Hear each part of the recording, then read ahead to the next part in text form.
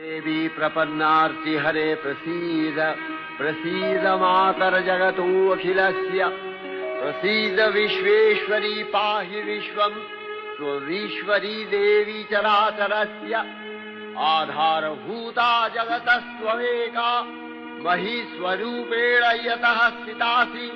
अपां स्वरूपस्थितया तवैतदप्यायते कृष्णम् अलङ्घ्य वीर्ये वैष्णवी शक्तिरनंत वीर्य